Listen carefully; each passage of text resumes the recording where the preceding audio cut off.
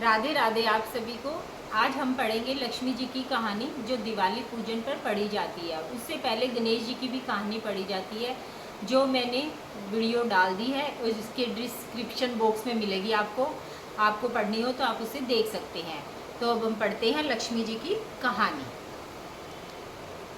एक नगर में एक साहूकार रहता था। उसकी एक लड़की थी। उसने देखा कि लक्ष्मी जी उसी पीपल से निकला करती है और एक दिन लक्ष्मी जी उस साहूकार की लड़की से बोली कि मैं तुझ पर बहुत प्रसन्न हूँ, इसलिए तू मेरी सहेली बन जा। लड़की बोली, क्षमा कीजिए, मैं आपसे अपने माता पिता से पूछकर बताऊंगी। इसके बाद वह अपने माता पिता की आज्ञा पाकर श्री लक्ष्मी जी की सहेली बन गई। श्री माँ लक्ष्मी जी उससे बड़ा प्रेम करती थी। एक दिन लक्ष्मी जी ने उस लड़की को भोजन का निमंत्रण दिया। जब लड़की भोजन करने के लिए आई तो लक्ष्मी जी ने उसे सोने चांदी के बर्तनों में खाना खिलाया, सोने की चौकी पर बिठाया और उसे बहुमूल्य वस्त्र ओढ़ने को दिए। इसके बाद लक्ष्मी जी ने कहा कि मैं भी कल तुम्हारे वहाँ जीवने को आऊँगी। लड़की ने स्वीकार कर लिया और अपने माता पिता से सब हाल कहकर सुनाया।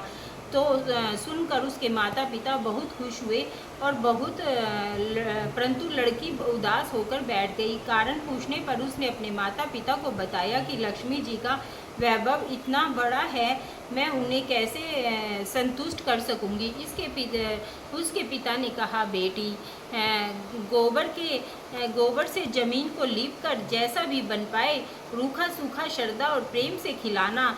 ये बात पिता कह भी नहीं पाया कि सहसा एक चील मंडराती हुई आई और किसी रानी का नौलखा हार वहां पर डाल गई। यह देखकर साहूकार की लड़की बहुत प्रसन्न हो गई।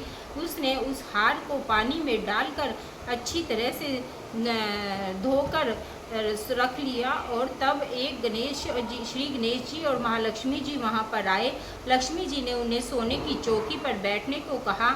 इस पर श्री महालक्ष्मी जी ने कहा, इस पर तो राजा रानी बैठते हैं, हम कैसे बैठे।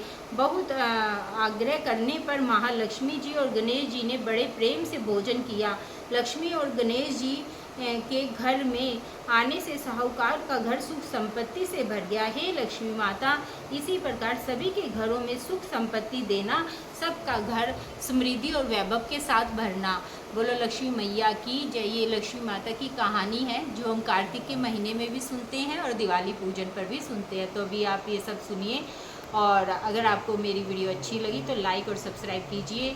और अगर आपको कोई और पूजा विधि जाननी है तो आप कमेंट बॉक्स में लिखकर बता सकते हैं।